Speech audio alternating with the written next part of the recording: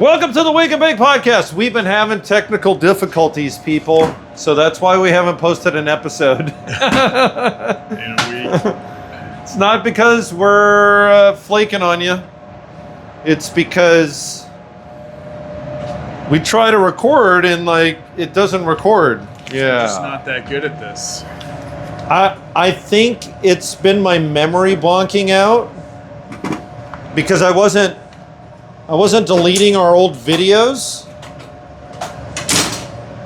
and so I think my memory has been bonking out. So my name's Quentin. I'm a Charger fan, even though I forgot my hat today. Shame on you. This is Pete. He's a Patriots fan. Go Pats. Based out of San Diego. He's got his hat. He brought his hat today. His football hat. I mean, we went into should we recap the two episodes we tried to record the last couple days here? We went over the schedule. Yeah. We don't have to go into depth.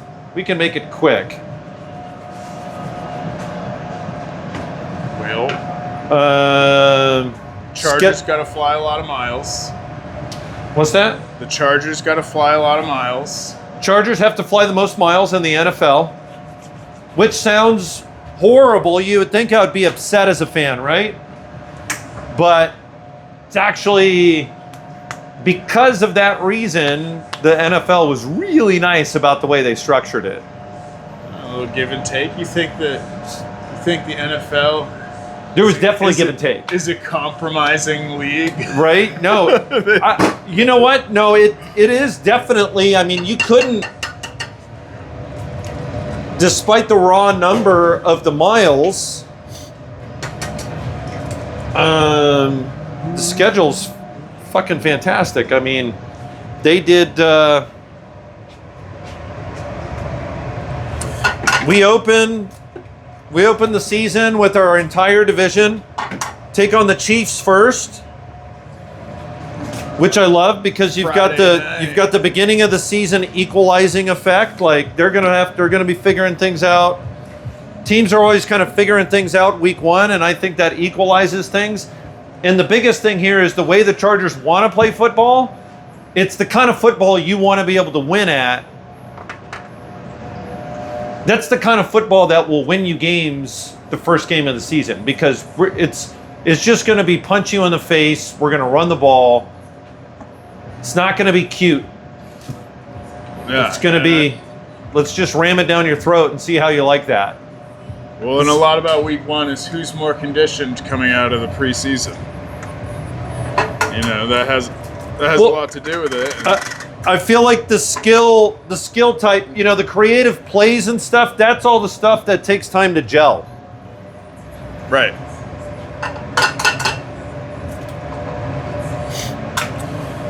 So go after the champs or the last year's champs, the no longer champs, the dethroned Chiefs. The AFC champions. The AFC champions.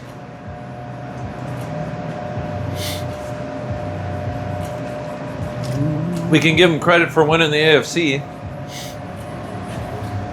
Those dirt bags. The dirty Chiefs dirt bags.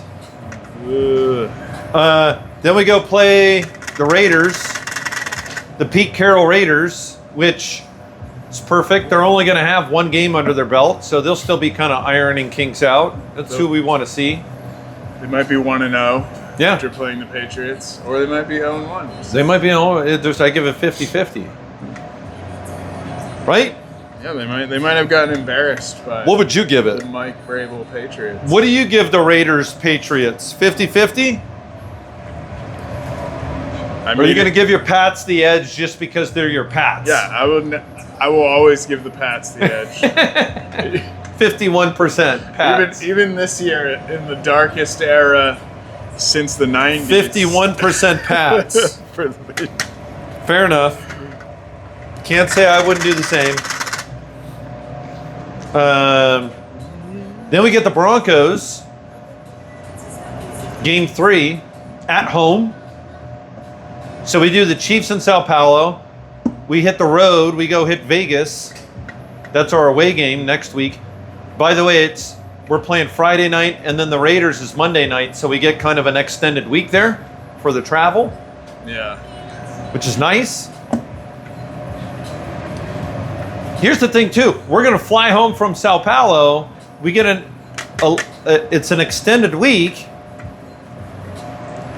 Going to see the Raiders is, that's, I don't even know that you can consider that a flight. Like, it's pretty close to as in town as you're going to get. Like, you're going to get on a plane and get off a plane. Yeah. The flight from LA to Vegas is less than an hour. Yeah. It's like 30 minutes. So it does that the Chiefs game in Sao Paulo does count as a Chargers home game, right? Yeah. So the season ticket holders got fucked. Yes. Their 2 games against the Chiefs are in Sao Paulo and in Arrowhead. Yeah. Yeah, no, Chargers fans aren't happy that we lost a home game against the Chiefs, you know what I mean? Yeah, but that's just the way it is. In a way. In practice, we actually lost a home game. And a home game against the Chiefs, which is the home game we all want to go to. Right? Yeah. So, let's check on this thing. We're still recording. All right.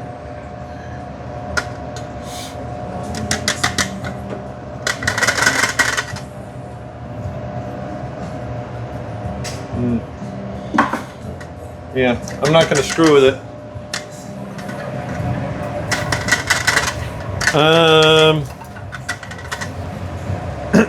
Maybe I should put that on a timer.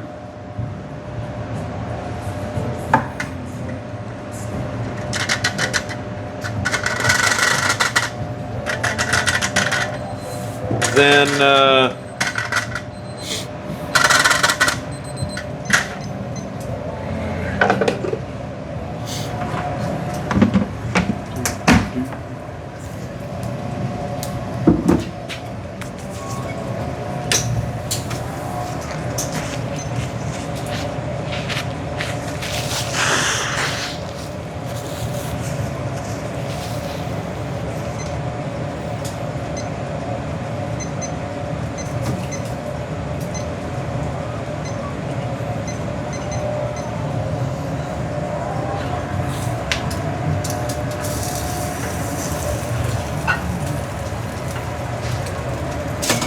So then we got, we get to go, we'll get the Broncos at home.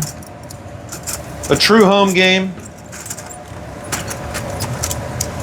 So you got the Broncos. This is Bo Nix's second year.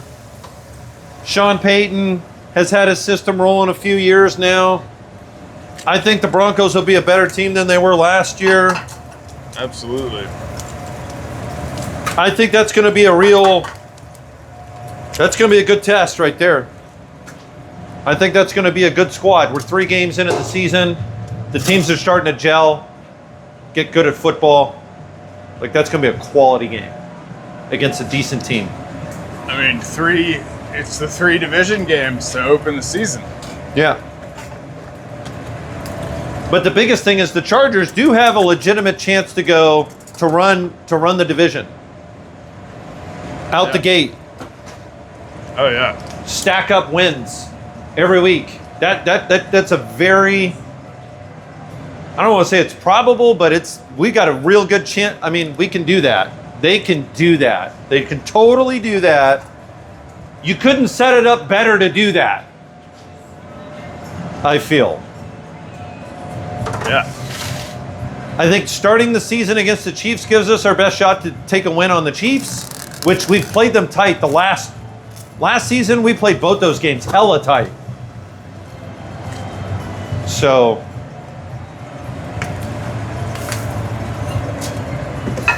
Especially, like I said, the kind of football that the Chargers want to play lends itself to week 1 success. Let's put it that way.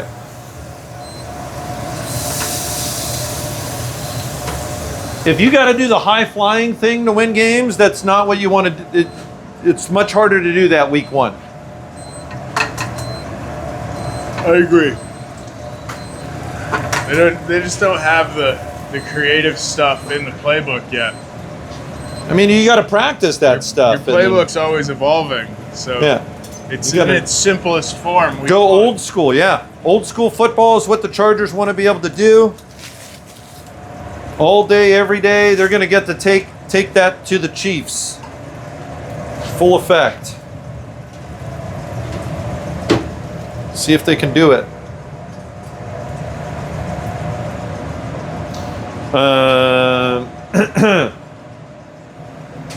Then I think after the Broncos, we're flying out to the Giants.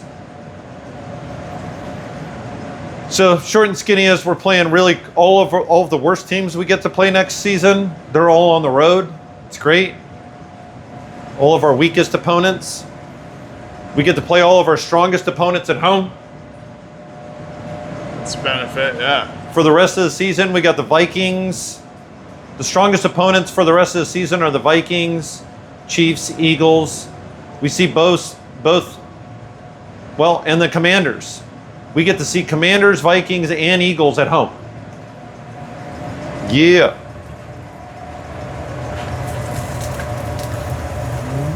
So if you're a Chargers fan, like I said, on its face, the schedule seems kind of fucked up. But Chargers have a fantastic schedule. After the bye week, we get to see the Raiders again. That's when we get our home game against the Raiders. It's after the bye week. So we really get 3 weeks at home. Right. Which is awesome. Yeah, that's good.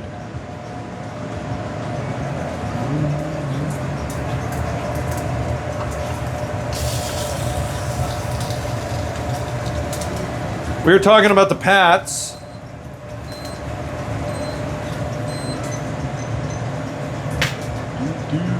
Last home game of the season is against the Texans. Revenge game. Ooh, fun. Hopefully. Revenge game. Yeah. Definitely a revenge game. Are you looking up the Pats schedule right now? Yeah. I mean, I know they open against the Vegas at home, so they get to, Pete Carroll comes back to town. Yo, that's an interesting storyline, yeah. Tom Brady's part owner comes back to town. That's crazy. I mean, he might not be there since he has to do his commentating with Fox. I'm sure they won't let him get out of it week 1. That's so funny that Pete Carroll at one point, got fired from the Patriots, and he arrives back in town with the Raiders and Tom Brady as an owner. Yeah. That's crazy, right? And then Ashton Genty was their first round pick, who a lot of people in New England, That was one of the decisions. It's like, do we take Genty or the saw that Genty was going to be there at 4. Genty was the hot toy. Right. Like the Chargers could have taken a receiver last season, one of these flashy receivers. A lot of the fans were clamoring for one of those guys. Oh, you have to take that weapon. You got to get that guy. Genty was that guy this season. Right. Like, was Will Campbell good enough? When you took Joe Alt at 5, he was clearly going to be a Pro Bowl tackle. So he was good enough for a top 5 pick. There's questions about Will Campbell being a top 5 pick. It was a stronger tackle class last season. So we'll see. That's not to say Membo and Campbell were, not awesome. They're awesome, but yeah. Joe Alt was kind of graded as a generational level tackle. Like, this guy is...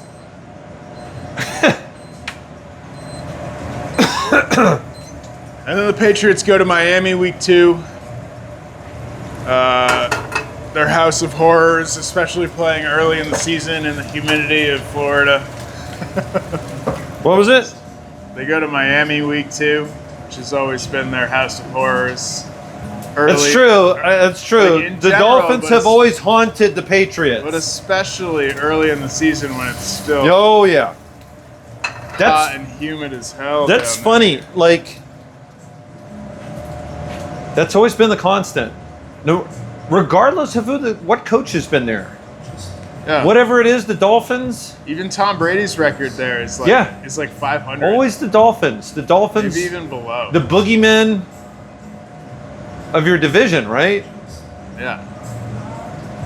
For the Patriots. Absolutely. It's not anyone else. No. It's just the Patriots boogeyman. Like, it's fucking Dolphins. Why is it so hard for us to beat the Dolphins? Like, it should not be hard. You know? We make it really hard every time. Why? Why? They can't. And then with McDaniels over there, Mike McDaniels. Yeah. They haven't beaten Tua since Tua's been there. They haven't beaten Tua? No. They've not been. And granted, That's wild. He's only played half the games that It's they played true. against. But that's kind of wild. But yeah. That's, woo. That's crazy.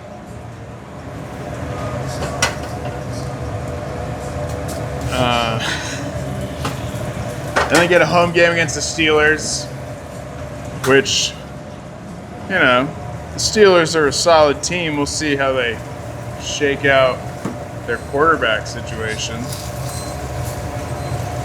Should be winnable. And then the Panthers come to town. So they got 3 of their first 4 at home against, you know, Very beatable.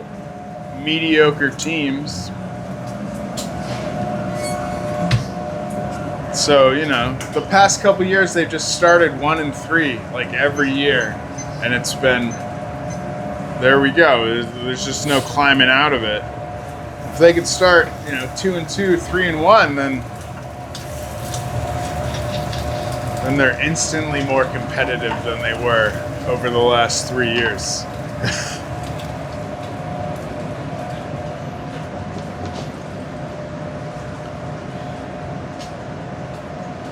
Well, they go to the Bills, to the Saints, to the Titans on a 3-game road trip.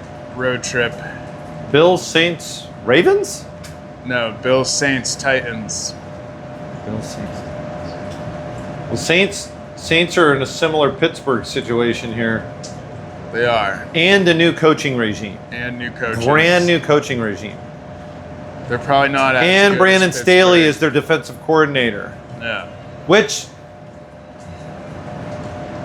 I don't want to say there's a knock. It's either going to be really good or really bad.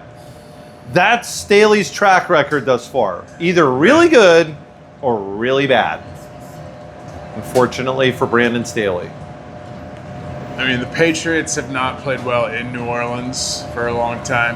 I think they only have like 1 win. Granted, they don't go there very often, but they don't have a QB, you know?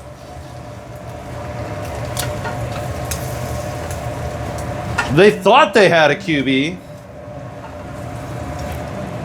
That's what they thought. right. And then they didn't. By the way, I don't think anybody's going to sign Aaron Rodgers, dude. It's not looking like it. Speaking of the Steelers and Saints, Right? I don't think anybody's going to sign. Here's the thing, though. I think if a team is willing to sign him, they're going to be like, this whole idea that in Rodgers' mind, he thinks he has the clout to say, look, if I'm going to come play for you, I'm starting the whole fucking season. Don't give me any bullshit, okay? I'm gonna try and win something, but I'm not in the fucking hot seat, okay? I'm done being in the hot seat. I'm a fucking Hall of Famer. I'm not gonna be in the fucking hot seat. Don't even fucking come at me like that, right? Right. But I mean, not that the Steelers or Saints have anyone sitting behind him that could, like, you're not starting any of those guys over Aaron Rodgers, okay? Even if Rodgers doesn't play well. Yeah, I mean, but then you're not starting those guys over Aaron. Which is what happened with the Jets. You get 10 games into the season and you're below, you're 4-6, and what are you gonna do? You can't make a quarterback change because it's Aaron Rodgers, and you don't have anybody behind him. So at that point, you might as well just have let your rookie start the whole year, or your see what he has. Second-year guy start the whole year. Like, I mean, that's the thing. The Saints don't. It's Mason Rudolph. Like, that guy has gotten NFL reps. Like, at this point, they kind of know what he is, right? Like, it's not like you're going to discover something that's. You're not going to discover something new, I feel, right? It doesn't seem. Yeah, no. I mean, he was. The Saints didn't they draft? They've got Rattler. Who did they draft? They drafted Show, right? Did they get Show? I think they did get Show. If they got Show, that guy's going to start. So, I mean, okay. I mean, that would mean to me, like, the Saints will be out on Rodgers because, now let's just see what Show's got. Right. Right? We know we don't have it in Rattler. Although Rattler only got one season with the, offensive coordinator makes a big goddamn difference. Just look at fucking the Vikings. Yeah, he does. And what's his face? The coach McConnell. Well, the QB that was over there. That went to Seattle. Oh. Darnold, yeah. Look at Darnold. Yeah. See if we're still. 22 minutes. We're still recording. All right. Great success, kinda. We exceeded our last record recording time, which was 16 minutes. That's all you can ask for. I mean, we're making an improvement here. The Patriots schedule, it's backloaded with the tough games. That's where you want them. Right. They play the Bills, the Ravens, Cincinnati all late in the season in the last 6-7 weeks. So all you can ask for is to be, if they can play well and beat the bad teams in the first half of the season. I think Cincy's a win. And still be playing meaningful football on December 1st. Even if you go to Baltimore and get blown out and say, hey, you're not ready to make the playoffs. At least, you weren't just getting blown out by Cleveland. To me, the Saints and Steelers, those are wins. I'm going to put the Bengals as a win. Not just because I hate the Bengals. Not just because I despise the Bengals because of the whole Joe Burrow, Justin Herbert rivalry, or whatever you want to call that. And not just because the Patriots beat the Bengals last year. And not just because, the Patriots did it. I mean, you know what? That's another reason, though. It's like a lot of the players in that locker room, they feel like they can snake bite the Bengals. Like, ha, we can get you. We got you last year. We didn't even have great coaching, and we got you. Yeah. I mean, I honestly don't think the culture on that team is going to be we're we're the snake biters. Let's go ruin somebody's season. I think very quickly they're going to have that dog mentality because of Mike Vrabel and all the new guys they brought in. Like, last year they didn't bring in any new guys. No, it showed up even on a team that shouldn't have had really much to play for or much heart into it. The heart came out against the Bengals. Like, it's going to be even stronger this year with Vrabel and all that. I mean, the heart came out against the Bengals, and I think they all wanted to play for Mayo at first, but then after that Cincinnati game, even Mayo was like, the way we won that game is not sustainable. You know? It's not sustainable. Nobody believed that what they did was going to win them any more games. So yeah. Which is why they didn't win many more games. Yeah.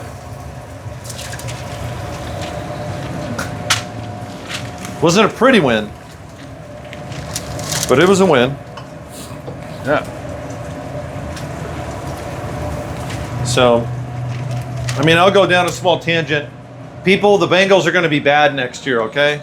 Like, worse than last year.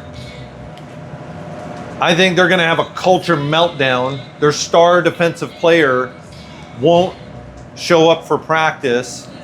He's mother effing the club publicly. Well, that's because they spent so much money on offense. Because they spent all this money on two flashy receivers, okay? Because Joe Burrow wanted it too, by the way. There's a reason why they did that, Pete. It's to keep Joey B happy. Right. Here's my thing. Joe Burrow's a great quarterback. True. Joe Burrow's contract is top of the line. This is the difference between Justin Herbert and Joe Burrow. Justin Herbert knows he's going to have other awesome players. Like, if you spend all your money on just two guys that can throw the ball to. Yes, I'm a quarterback and I throw the fucking ball for a living, okay?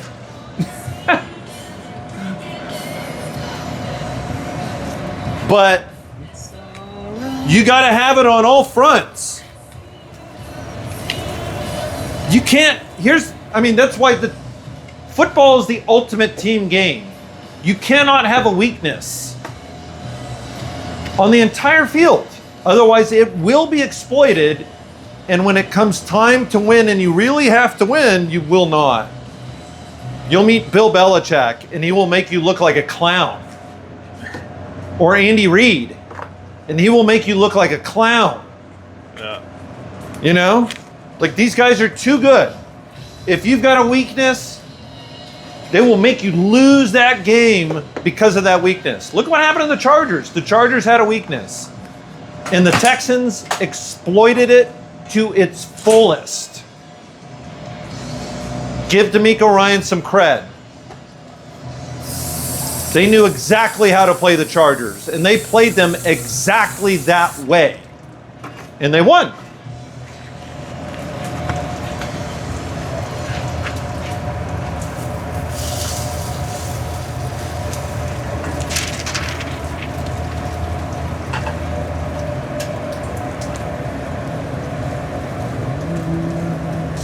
So the Bengals have like not just one weaknesses, like there's weaknesses all over the fucking field. All over. Yeah. And because they spent like,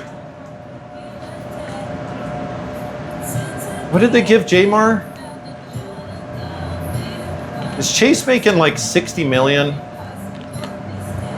don't know. But I know that, they just I think spent money on Higgins got offense. 40.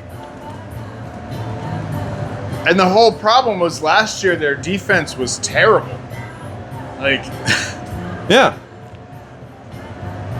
and they didn't do much. They drafted a couple of guys on defense, but they didn't do much to improve it. And so it's just They lost multiple games last year when scoring 30 points. No, so Chase is getting $40 million a year.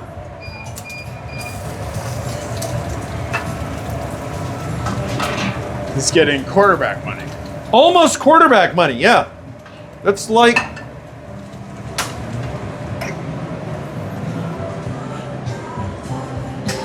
It's nuts. That is nuts. What's Higgins is... Chase is getting $40.25 million annual, and then Higgins...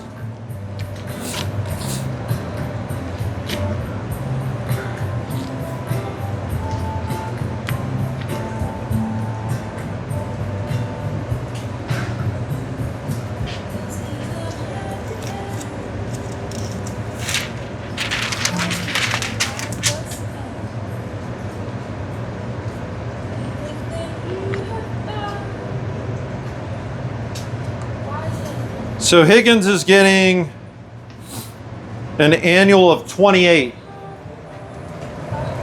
to almost 30. Yeah. So I mean, what? So they got 70 in two receivers. What's Justin Jefferson getting? And Jefferson, I would say we want to know because I think he might, outside of Jamar Chase, he's like the best in the league. I mean, a lot of people would put him at as the best in the league. Yeah.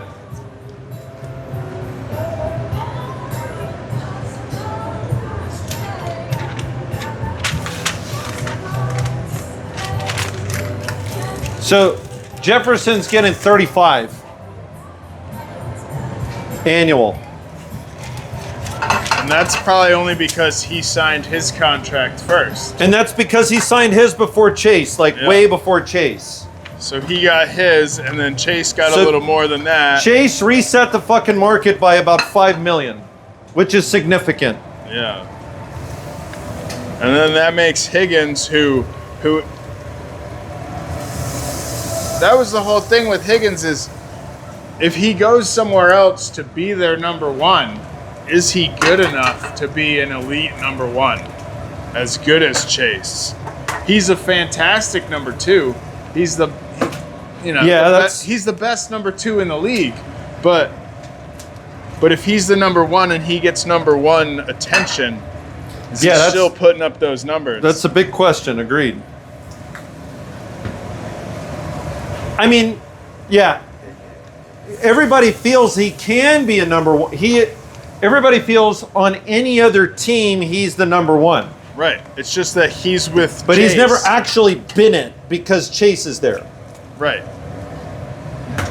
And Chase is going to get a lot of attention because he's a game wrecker.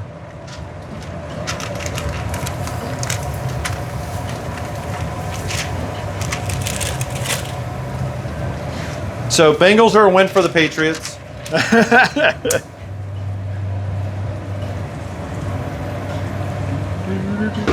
Although the Bengals could surprise, I mean, they're going to have to do the same thing they did last year, which is just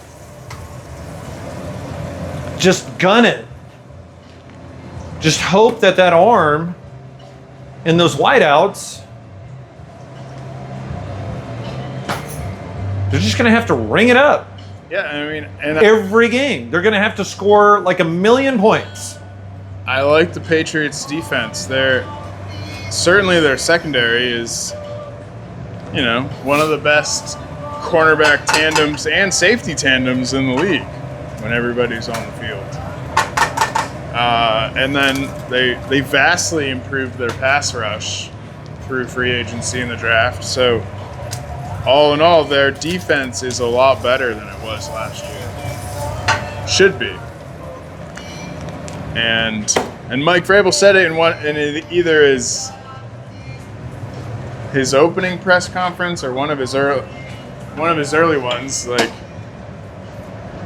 we're not going to lose to bad football. We're going to take advantage of bad football and win those games. That's what you got to do. And so, yeah, if by the second half of the season they beat all the bad teams that they're supposed to beat, or that they have, that they're neck and neck with, and one of the teams is gonna screw it up because neither one is good, don't be the team to screw it up.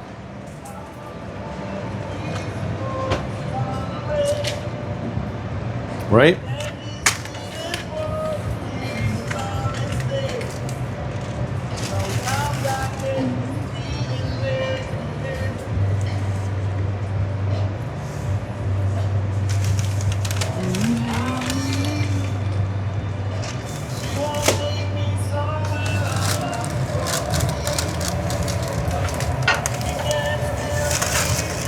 How do you guys finish the season?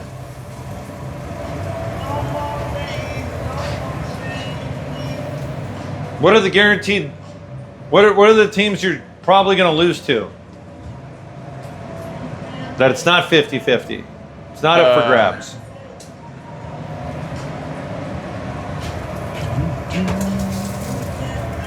I mean, obviously they have 2 games against the Bills in the division. I mean, they like to play them feisty. They do. They like to get one of those wins. Granted, last year they shouldn't have. They beat their backups in the last game of the season. They have the Ravens.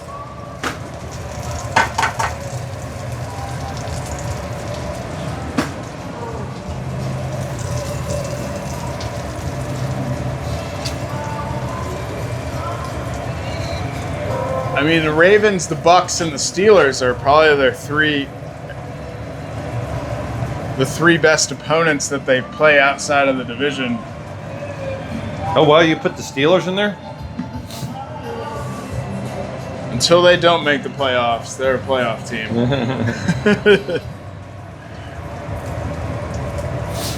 I mean, I told you, I still feel like they're on that downswing that the Patriots were on in the last couple of years of Belichick, where it's still the aura. There's that menacing aura of the steel curtain and Tomlin. It might be over without a quarterback, but it's not. It ain't over till it's over. It ain't over till it's over, man. Yeah, they're gonna still recording. Oh yeah, we're still jamming. 37. Now, if they lose to New England, then it's over. But yeah. Right?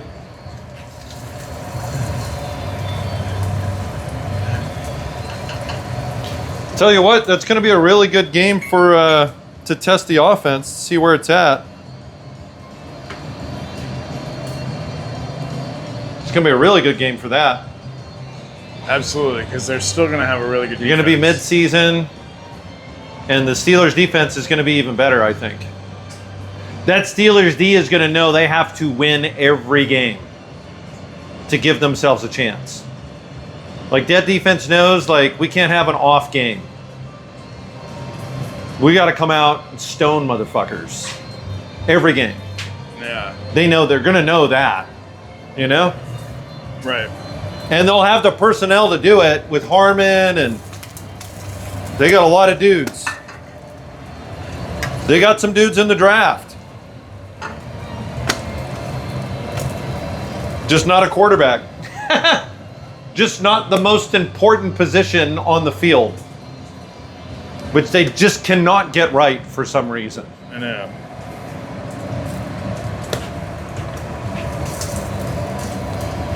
To save themselves, they cannot seem to get that one right. Say what you want to say about the Chargers, but the Chargers have gotten their quarterback right for the last 20 years. Through a few different changes of hands, which is something a lot of organizations have not been able to do, okay?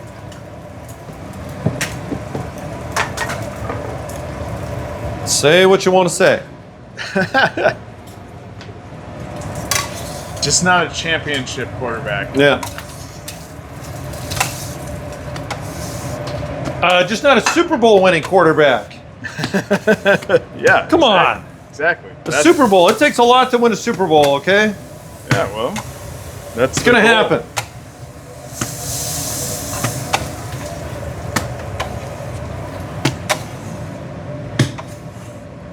I don't think that's all on the quarterback. I think you know, it's a team game. Quarterback's a big part of it. That's for sure.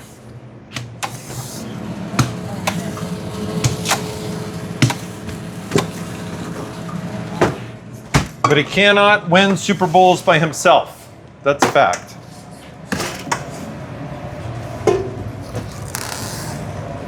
Patrick Mahomes learned that lesson last Super Bowl.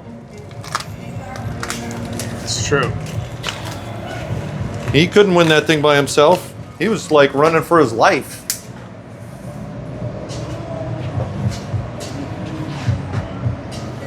Nobody's resting that loss at Patrick Mahomes' feet, by the way. Nobody said shit. Ooh, blowing it in the big game. I know. Yeah, he didn't take any heat for that. No flack. They were just like, No flack. The team around him is not as good as it was. No which flack. Is true. No flack at all. But it was just like, nope, not enough personnel. Like, you still got there. Yeah.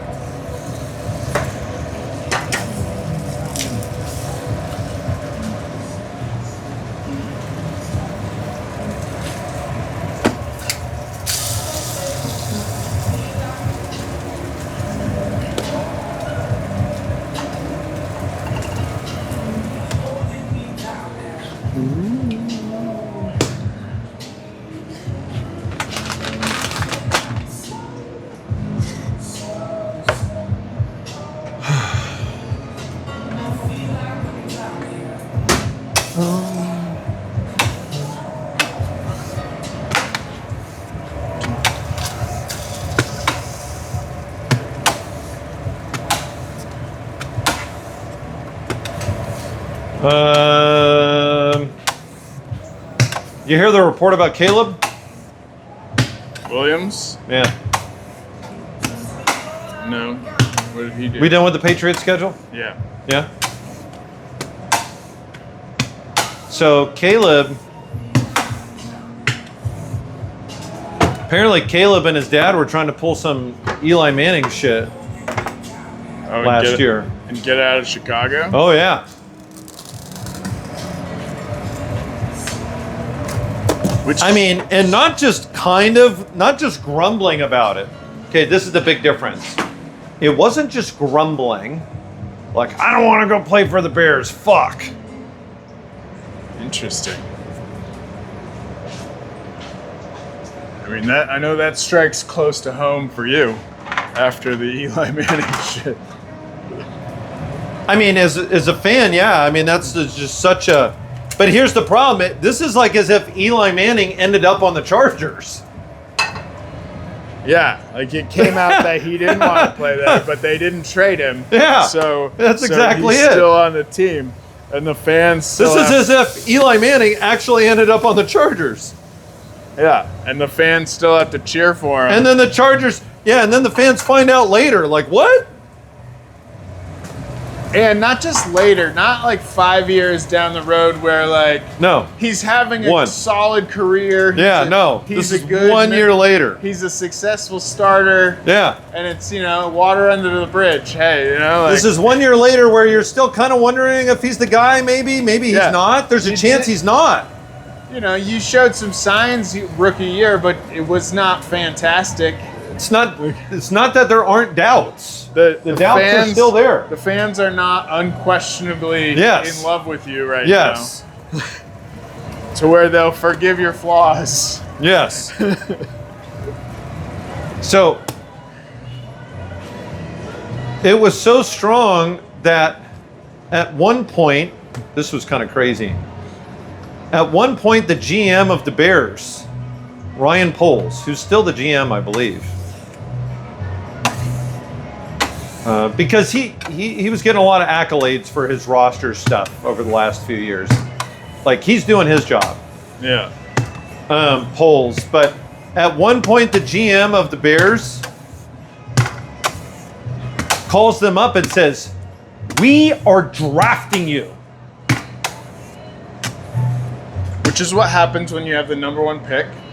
It just comes out like, we're going to draft He this guy. basically tells them, we are drafting you, get the fuck over it. Yeah. Like, not nice. Wow. Because they were trying to push back. Uh-huh.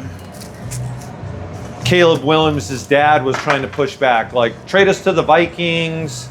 Caleb loves McConnell Caleb over loves there. purple. So I guess at the draft, like at the combine or something, Caleb talked to McConnell and he was just like, fuck, I love that coach. And he was not high on Eberflus and the OC for the Bears. Right. Like, he really did not want to go play for, it wasn't necessarily Eberflus, but for whatever reason, he was just like, this OC, like, I don't like this. This is not going to be good. But also, like, you gotta be out of your mind if you think they're gonna trade the number 1 pick to a division rival. Oh, that too. Not to mention a division rival, on. dude. So,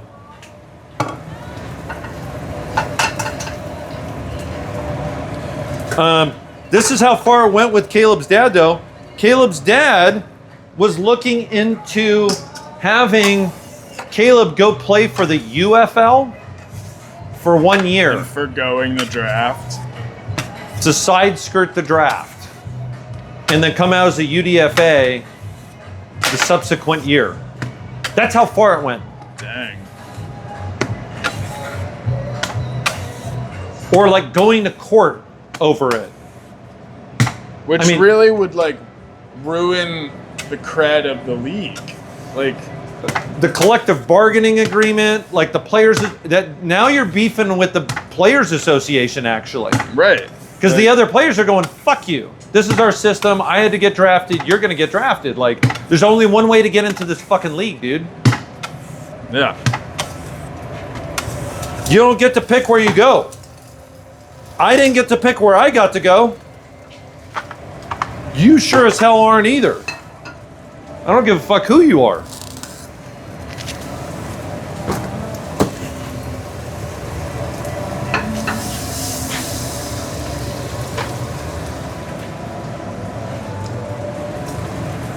That's wild. I mean, because we heard a lot, kind of after his last year, or 2 years ago when his senior year, he didn't want to do any of the, he didn't want to play in his bowl game. Yeah. He didn't want to play in the Oh, yeah, a lot of He prima didn't- donna he shit. didn't want to do any of the extra stuff. A lot, very Shador in a way. He just assumed he was the number 1 pick. Like, It was very Shador. yeah. I mean, that's where Shador went wrong. Here's the thing. Shador didn't do anything that Caleb didn't do, almost.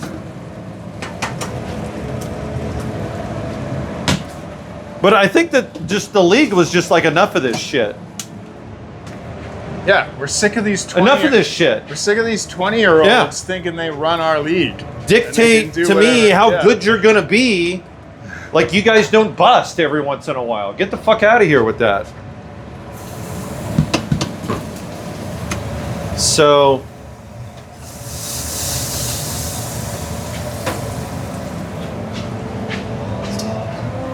yeah. The only saving grace here is that after Caleb's visit, this is all coming out in a book. Here's the thing, all this shit was set on record, dude. Really? Set on record with an author for a book that they knew was coming out. Candidly. Candidly. I mean, this book's just throwing this out like this isn't like a scandal somebody's trying to cover up. Yeah. And it's not getting printed in the tabloids. No, Caleb's dad was candid with this shit, just like out with it. Yikes. The only saving grace Caleb's got is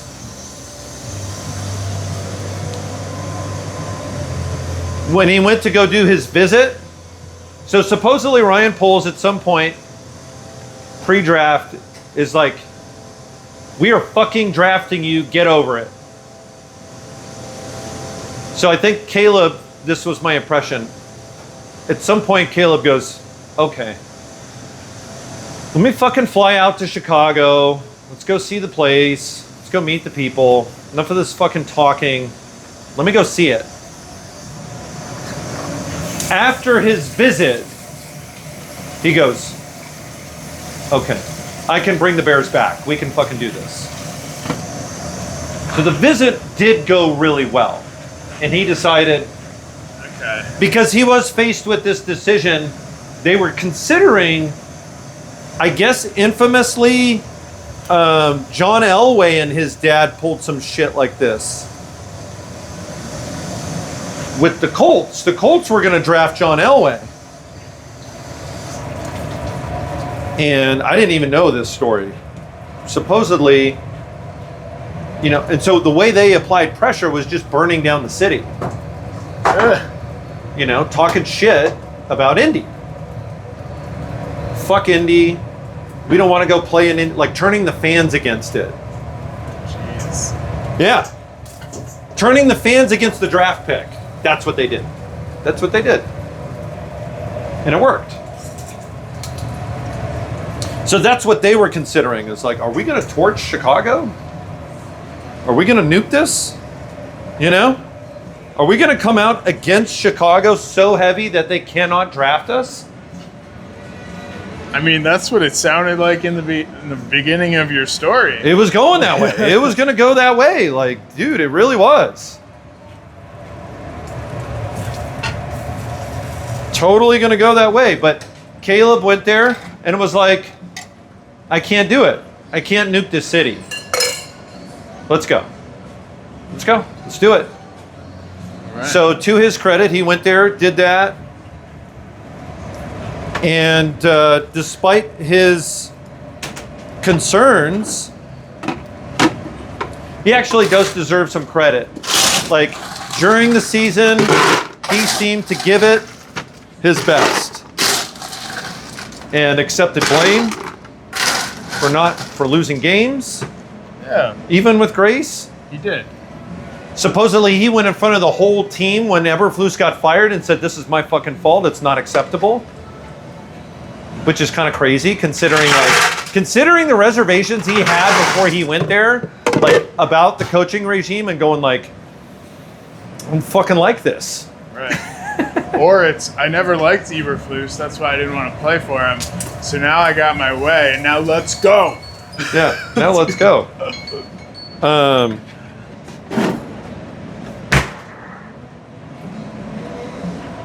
All right, we're still good.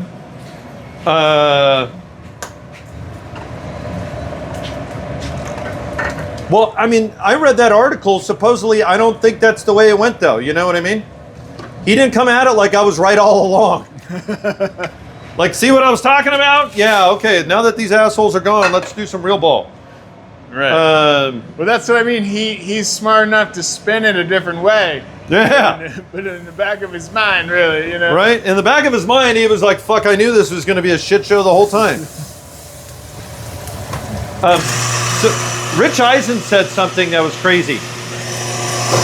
At some point, Caleb gets there as a rookie QB, and he's learning how to be a QB, right? In the league. Dude is watching film by himself after hours. By himself. No coaches. They're like, oh, you want to watch film? Let's fucking dig in. No. Just watching film by himself, trying to. It's kind of sad. So Caleb's pretty happy he's got Ben Johnson, that's for sure. He got every quarterback's dream right there, theoretically. Yeah. Jared Goff sure loves Ben Johnson. You know? I mean, when you said when you brought up that he wanted to go to Minnesota with Kevin O'Connell, it's like, He wasn't wrong about that. McConnell. Everybody wants McConnell. Why not? Why wasn't he talking about the Lions and Ben Johnson? But now he has Ben Johnson. So now you got him. Yeah, you got the guy. Can't complain now.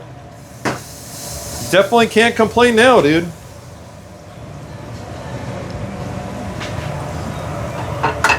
Got a better O-line? They really improved the O-line? They did, which was really what they needed to do. I don't know. Boy, if you're Caleb, you couldn't be happier. Like, dude, guy, first thing he did, comes in, overhauls the O-line. Yeah. And now I got like one of the most, arguably what's regarded as the most creative OC in the league right now, bar none, outside of McVay. All that dude talks about is EPA. I mean, that's Ben Johnson's reputation at this point. It's only overshadowed maybe by McVay. McVay, maybe Shanahan. Who are the top OCs in the league right now? Josh McDaniels.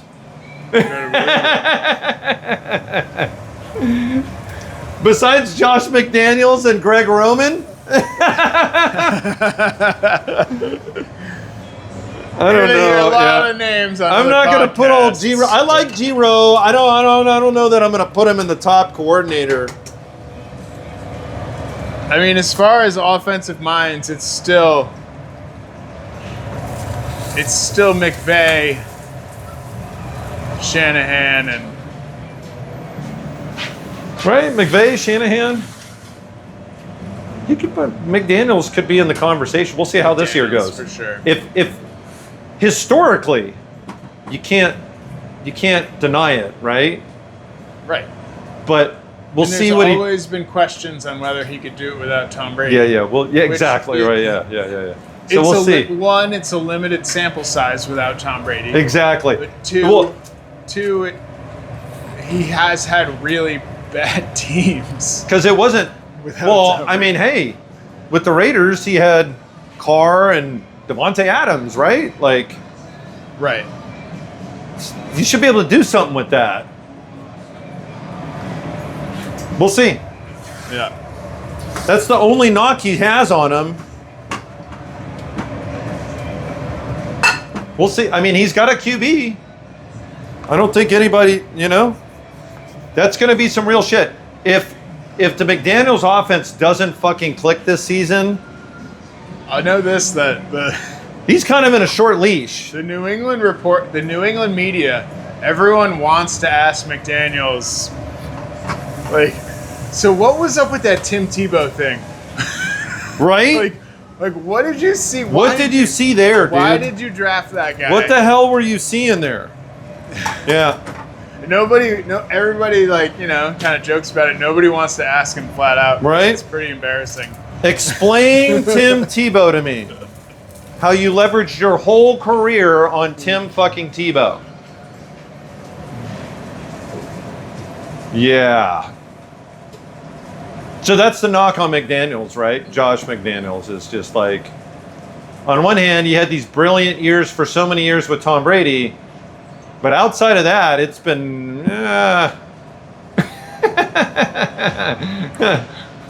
What are you doing, bro? What are you thinking?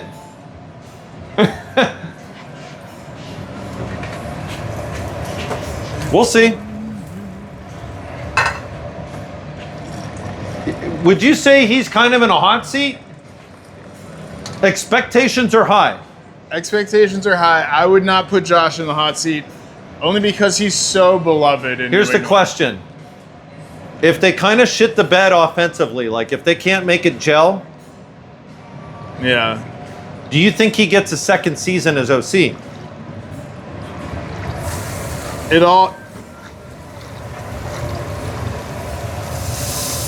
It depends. How patient? So, because like with Greg Roman, here's the thing with Greg Roman. Everybody knows Greg Roman is Harbaugh's boy.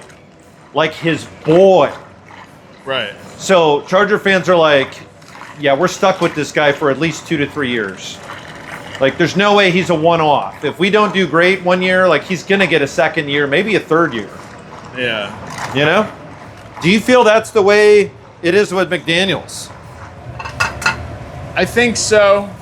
No, I mean, I think he probably does have a short leash, only because Vrabel brought in so many of his own guys. Yeah. McDaniels is like the one guy he didn't have previous coaching ties to. Yeah, he was an available offensive coordinator who has so many ties to New England and the franchise in general. He wasn't really Vrabel's guy. Did Vrabel, was he on the team when McDaniels was coordinating? Yes. Because McDaniels was an offensive coach. What was he before? Yeah. He was the offensive coordinator. What was he before? And that was, they were in the building.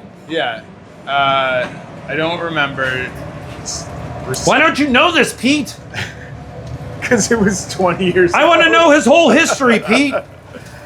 I want to know Josh McDaniels' entire history is with the Patriots, okay? But yes, he was. And then I don't remember exactly when he became OC and Vrabel retired, if there was overlap there. Yeah. But he was definitely on the coaching staff when Vrabel was playing.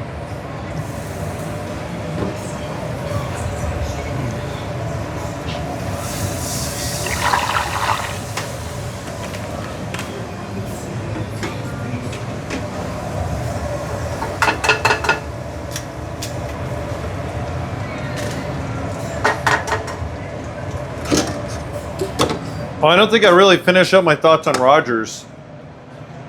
So yeah, I think Rodgers.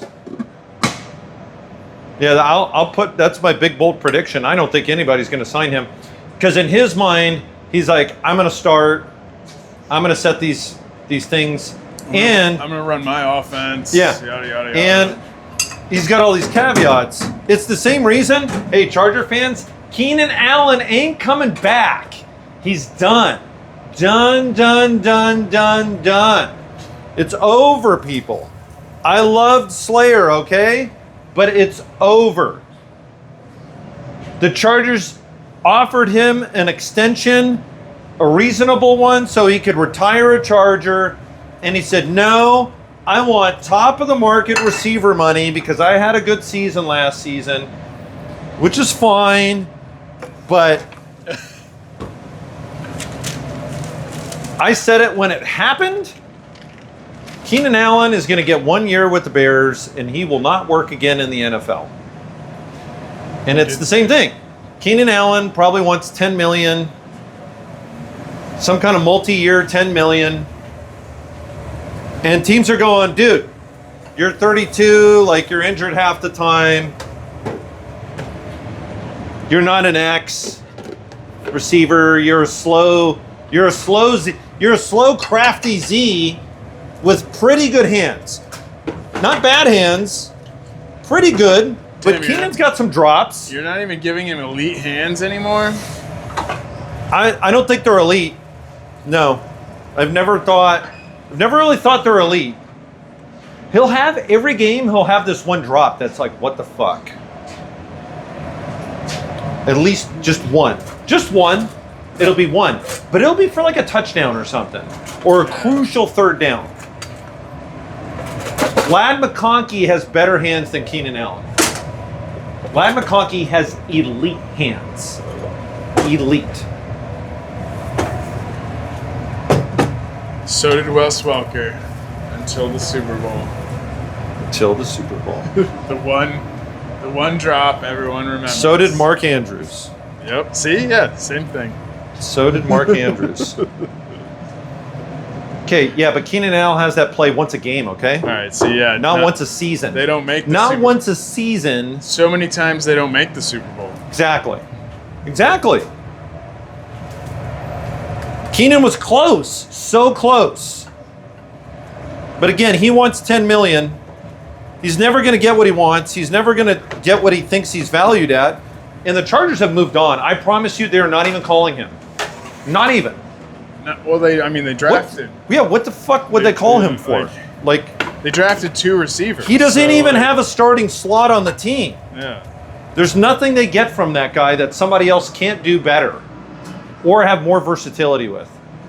So,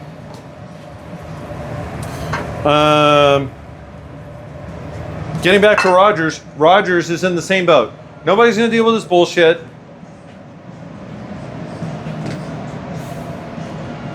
It's not even about the money.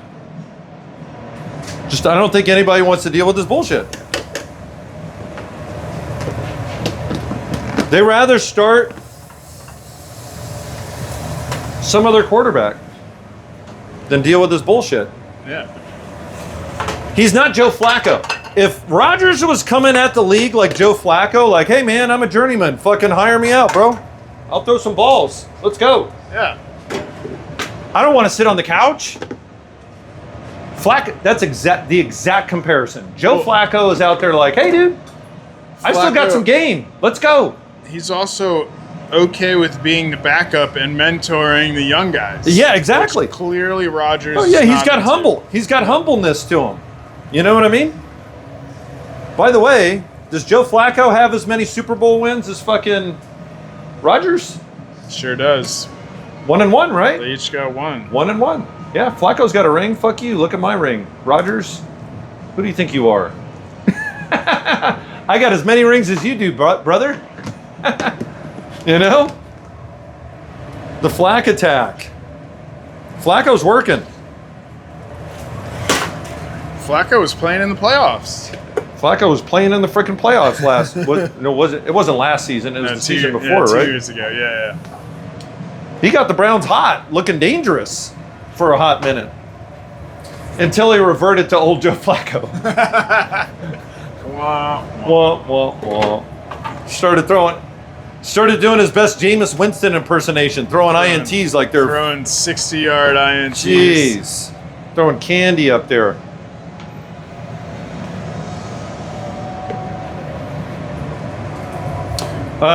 Chargers interviewed Joe Ortiz yesterday on their weekly podcast. Nugget from Joe Ortiz. Because I think I talked about this. Justin Aboigbe was their 4th round draft pick last year. Defensive lineman. He's kind of the only people that, as far as the entire draft, Ortiz crushed it. But we never saw Aboigbe. We never saw this 4th round draft pick. If there was a bust, everybody's going, okay, well, I guess Aboigbe's our bust. Yeah. I thought a lot of it had to do with just nobody got injured on the defensive line. And you don't carry a roster spot like, you know, if everybody's healthy, like that guy's not going to get snaps. Right. So Ortiz was talking.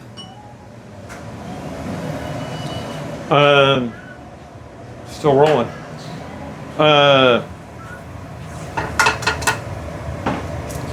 You know, actually, here's 2 things from Ortiz's press conference. He was pretty emphatic about, he's like, in my experience, because we had Junior Colston too, who didn't get to start because of injuries, and Colston had kind of a crazy year, but he was drafted 3rd round and kind of expected to actually take the lead linebacker. Dayan ascended, but everybody thought going into the season, oh, dude, Junior Colston's going to win the starting linebacker job by the end of the year for sure. Well, because he had such a good career at Michigan, and and he was coached by Harbaugh at Michigan. Exactly. Oh, they thought plug and play. This guy's going to run the linebacking crew. Yeah. And then Dayan Henley became like he was one of the top backers in the league last year. Not just for the Chargers. Like statistically, his tackles, like the guy killed it. Like top 3, dude. I mean, he's just one of those people that turns out he's one of those guys who needs a little friendly competition to bring out the best in him. Dude, or the right coaches. Navarro Bowman was his coach. Like, I don't know. Whatever it was, it fucking clicked last year for that guy. Well, this actually supports Ortiz's theory. Ortiz was like, look, in my experience, The second year, that from 1 year to 2 year, like it's the first time in their lives these guys they're not going through the draft process. They get the season to get acclimated, and then they hit the off season running.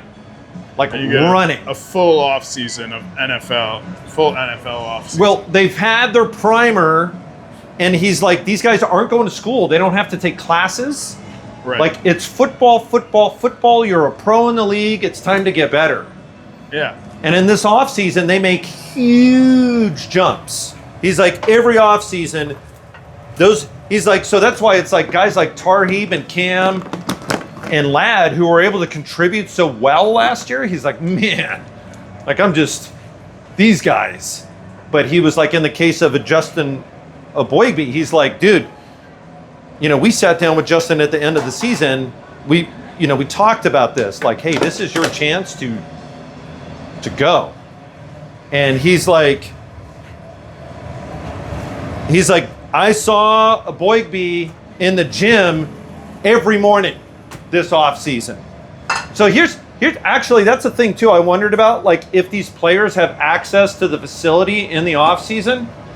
They do. They don't have to be there under any circumstances. They're not required to be there.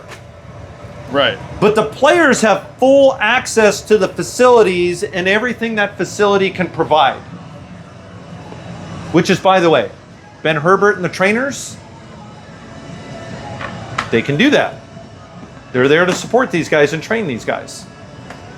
So having a trainer that like understands kind of where players want to develop and what the coaches want, this is kind of a secret weapon here. If you want to develop players year-round, you can, if you got the right guy. And Ben Herbert is that motherfucker, okay? I'm going to use expletives because he's definitely that dude. You know what I'm saying? Yeah. He's a huge friggin' guy. Yeah. Ben Herbert's that guy. It's like, ooh, the season just ended. Who's in the weight room with me tomorrow? Let's go. Off season just started, baby. It's improvement time. Yeah. Now my season starts. That's when Ben Herbert's season started. Because during the season, it's about like injury mitigation and like you can't. I heard these players talking about it. He was like, during the season, like you don't make gains during the season because you can't. Right. You're just like, it's keep up. You got to learn what we're gonna do next week, and learn how to execute that. You're not making gains, and then half the time you're injured. Like you're dealing with it's maintenance time. You're just maintaining, trying to get through the season. So the off season is when you can make your gains, And Ortiz was very specific. So he's a huge believer in that second jump. He's a huge believer, and he's like, dude, Ben Herbert, like this guy. You want to talk about improvement in the off season? Woo, boy. And then Aboigbe put on 20 pounds. So everybody, what was mentioned was that Aboigbe put on 20 pounds. What that 20 pounds looks like was not something that was asked. We're like, oh, he put on 20 pounds. Okay. And Ortiz was like, yes, Aboigbe put on 20 pounds, and it's 20 pounds good weight, okay? Like beef. Boy is beefed. He was in there all day, every day. Like, we think he's ready to take a step up. That's not, yeah. So, pretty jazzed about that. Pretty jazzed about the off-season program. Yeah. We didn't get to see Ben Herbert really shine because he had to come in and just install the maintenance program for the season. That was like, let's assess what we've got. Let's look at injuries that need to be rehabbed. Let's get everybody ready for the season. Yeah. Well, and it was his first full off season. And then they moved facilities, by the way. So he had to set up one weight room, and then they're building the new facility. So he's installed this program at their temporary facility. Meanwhile, they're building the new one. So you know he's at the new building half the time, talking about what he wants in this weight room, in his masterpiece weight room, in this new facility. Like he's doing the design and build at the same time he's operating. Because he has a chance to do that. You know what I mean? It's like, dude, we're building a new building. Okay, this is what I want my weight room to look like, right? You know? Like It's just in there going goo goo gaga and I mean, this guy is on a raw weight room. This guy dreams about weight rooms. That's what he does. Yeah. All day, every day. Like for him to get a chance to put his fingerprints on a pro facility, it's like his dream come true. Like, what? He never got to do that when he went to Michigan, probably. Like, it was his first, and to come in with his credibility and with Harbaugh going like, this is my fucking guy, whatever he wants, you fucking do it. Give it to him. Just fucking give it to him, okay? I can't imagine what that list looked like, that wish list, you know? They had to be reading this like, really? Do we need this? And he's like, fuck yeah, we do. It has to be made out of It has to be that, yeah. Fuck yeah, we do. Like, did I flinch? Like, this is my list. Did Harbaugh flinch when he fucking, like, you want the greatest team in the NFL? Like, okay, what are we talking about here? All right, we got to wrap it up. Yeah, we're wrapping it up. Enough of Ben Herbert. Enough glowing with Ben Herbert. It's been fun. Charger fans, be excited about it. Okay? Thanks for listening. Thanks for tuning in. Looks like we recorded a full episode, so I'll probably be able to post this thing. Hooray. If you lasted this long. Probably not. Bye-bye now. Bye.